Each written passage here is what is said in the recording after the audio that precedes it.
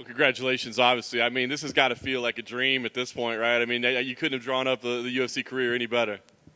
I am just riding the weirdest wave right now, man. It's it's kind of weird. Yeah, that couldn't have gone any better. Like twice. I'm like, all right. Unbelievable. Talk to me about the progress of the fight. I mean, as it was unfolding, was it happening the way that you thought it would? It's everything we thought would happen, kind of happened. We knew how he would come out. We knew he would try to jab, circle, throw the kick. He actually stood in the pocket a little bit more than I expected him to, which is nice. We knew he would try to wrestle, and it was fine. Like, it's the kind of some, we knew he would drop for an ankle lock or something weird just because he does weird shit. So it's fine. Everything played out exactly the way we thought it would. We didn't get kneed in the head. We worked the body. That combination at the end was something we worked ad nauseum. I've worked, God, like every day for 4 weeks with 4 coaches. So, like, it's just, at that point, it's muscle memory. So, yeah, everything that was supposed to happen kind of happened. Nice. So the body work, I guess, the investment, I mean, that was the game plan coming in? Yeah, he's not the tallest guy I fought. Doesn't have the longest reach, but he likes to fight off his back foot, circle. He'll come in, lean back. So, having Puna already fought him, Sean already fought him, we kind of knew, like, his style. He's still evolving, he's getting better, but everybody kind of has a base style. Be hard to touch his head, but it's pretty easy for me to find people's bodies. So we're just like, you know what? Let's just go to the well, do what we're good at, and break his body down.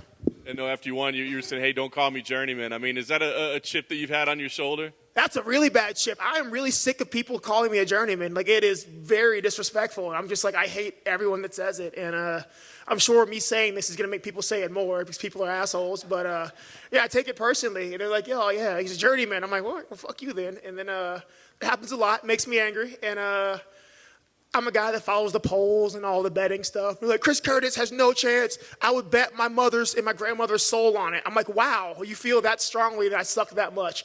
So it's just nice to shut people up again. Everyone said Phil Hawes was a mistake. It can't happen twice. Curtis sucks, blah, blah, blah. He's basic. So I knocked out another guy, prospect. And I promise you, people are going to be like, oh, he got lucky, or Brendan Allen had pneumonia 6 years ago and it cropped back up. So I'll be discredited again, but it's fine. Well, I was going to ask you, that's the thing, like, at this point, do you want, like, people to give you the respect that's due, or do you kind of like the fact that, hey, maybe I can just keep flying under the radar and people just keep counting me out and I'll just keep proving them wrong? I want to be respected and feared, but apparently it's just not in the cards for me. I don't have the personality, or, like, I'm not like 37-0. So at this point, I'm just going to have to keep being the guy. Everybody's like, oh, he sucks. So I beat him up, and then they'll find a reason why that he lost. And it's fine. I don't care. I get both of my checks and hopefully $50K. So at this point, screw you guys. You can either ride with me or not. I got the people around me who are riding with me. So the rest of you guys, I love all my fans out there. They're been so much support. You guys are great. Everybody else can go screw yourself. You talk about this ride that you're on. I mean, it's crazy, right? It's not that long ago you retired twice in a night, and now you're on top of the world, man. Did something change in that moment? What changed between then and coming back? Is it something that clicked, or what do you think it is? Just a lot of stuff in my personal life, man. Like, can I say PFL in this interview? Okay, yeah, like, I know the rules on that. But no, like, during PFL, man, it was I just moved to Vegas, a new camp, everything was new. And a lot of weird stuff going on in my personal life, and it wasn't a great time for me, like, as a person. Like, not even a fighter, but as a person. And that makes a difference, man. Like, if you're not in a great place, then you're not going to perform. Since then, man, I've had a change of camps, change of scenery. Different people in my personal life have come and gone. But now, my personal life, I'm in a great place. My son's happy, my family's happy. Like, I've got a great camp. I've got what I feel like are the coaches that I need around me doing, specific things. Like, I don't have to, like, my camp's not run by me anymore. I've got people around me telling me what to do and believing in me and making me work and doing everything. So it's nice to be on autopilot and just go do what I'm told and go work and have people around me say, like, we can make you a star. Just, we believe in you, so believe in yourself. I'm like, okay, well, the first time as a professional, I 100% believe in myself. During PFL, I had doubts, and I think that showed. I came in super confident first round. I let like everybody else around me get in my head about Magomed, and like both those fights, it showed. I wasn't sure. Like, I wasn't sure that I'd done everything I could. I wasn't sure that I'd taken every precaution. But now there's no doubt in my head that I can be one of the best people. I know I'm one of the best people in the world. That's awesome, man.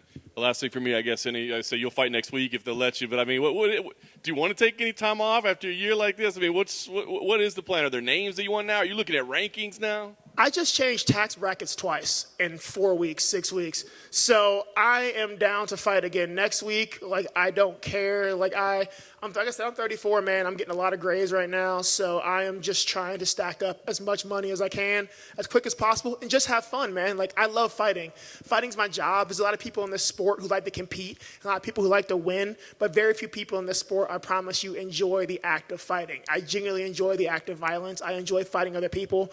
I'm not like Sean, who's a bully and would like beat an unconscious man. Like, no, like with Brendan, yeah, he would. That's why he's laughing. Like with Brendan, like he came out, he was full of himself, he was feeling it, and I was feeling it, and it just makes me fight harder because I'm like, I got a guy in front of me who's ready to go, he wants to fight, so I'm like, let's go. I don't want to beat a guy who I'm supposed to beat and doesn't like have any fight in him. He wanted to fight, it makes me a better fighter. I love fucking fighting, so let's get paid and fight. You said about you guys both coming out there ready to go. Were you guys talking to each other at the beginning of that fight? Oh, yeah, it's so unlike Mr. Strickland, I get along with Brendan now. I think he's a nice guy. He's a funny dude. So the entire first round, I think we're talking to each other. Like, we're going, like, I landed a punch, and I'm like, oh, that hurt. He's like, oh, it didn't hurt. I'm like, oh, it didn't hurt. He kicked me, and I'm like, that didn't land. He's arguing if it landed. He, like, knee stomped me. I looked at him, like, come on, bro. He apologized, like, yeah, it was a dick move. Like, it's, like I said, man, I'm not one of those guys who's in there, like, tensed up, like, freaking out.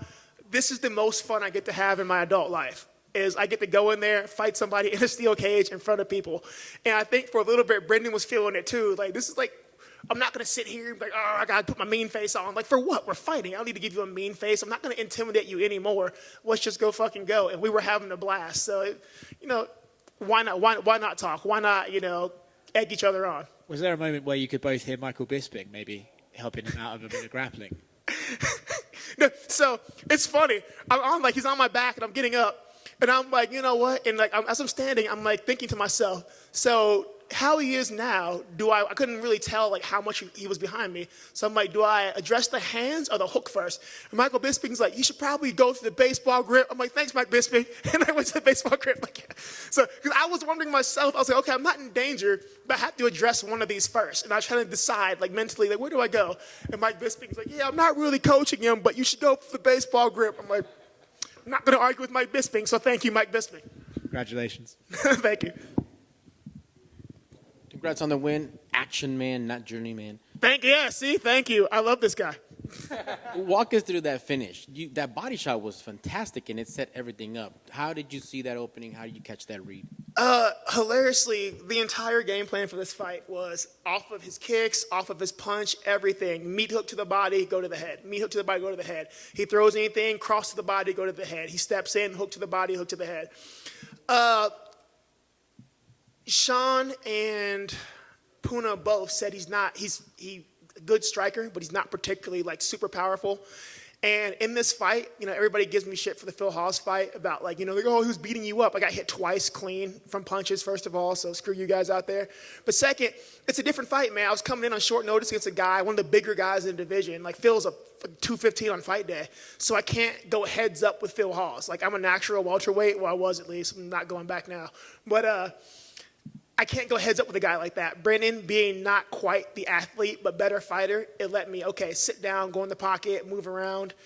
And we knew that it would be hard to touch his head. He's elusive. He likes to play back. He's tall. We have the same reach, and I can touch anybody's body. And I promise you, if I touch your body, I'm going to break you down at some point.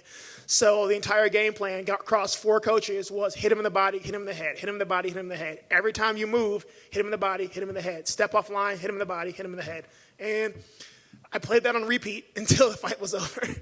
Congrats, it looked great. And, you already come in with that energy. You're good to go. You don't need any motivation. But how is the vibe when teammates are winning and everything's just looking great? Does that put an extra? I love it, man. Like, you guys don't understand, like, how proud I am of everybody from Extreme Couture that fought tonight. And, like, just this weekend, we have guys fighting Friday, Saturday, like, I think Sunday, actually, too.